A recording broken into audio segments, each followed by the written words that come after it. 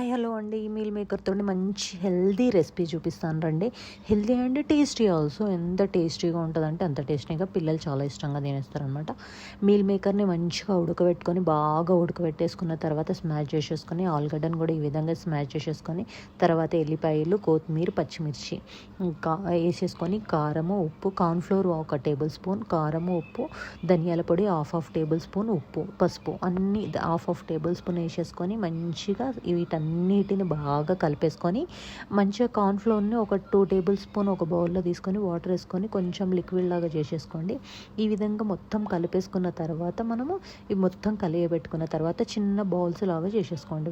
దీన్ని బౌల్స్ లాగా చేసుకున్న తర్వాత కార్న్ఫ్లోర్ని ఈ విధంగా వాటర్లో కలుపుకొని ఆ బాల్స్ని మనం ఇందులో డిప్ చేసేసుకొని, బ్రెడ్ ఉంటుంది కదా, బ్రెడ్ని మిక్సీ పట్టుకొని ఈ బ్రెడ్ కామ్స్లోకి ముంచేసేసుకొని మంచిగా అన్ని బాల్స్ లాగా చిన్న చిన్న బాల్స్ లాగా మొత్తం అన్నిటిని ఒక షేప్ లాగా ఈ విధంగా షేప్ లాగా చేసేసుకోండి. ఇక బ్రెడ్ క్రమ్స్ తర్వాత ఆయిల్ సిమ్లోనే చేసేసుకోండి అనమాట.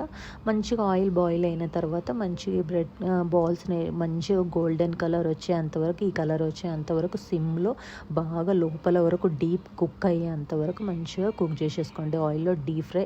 మంచిగా టమాటో సాస్ పెట్టుకొని తినండి, కెచప్ పెట్టుకొని. ఎంత ఎమ్మీగా, పిల్లలైతే లుట్కి అని లేకుండా తినేస్తారు, అంత కమ్మగా ఉన్నాయి.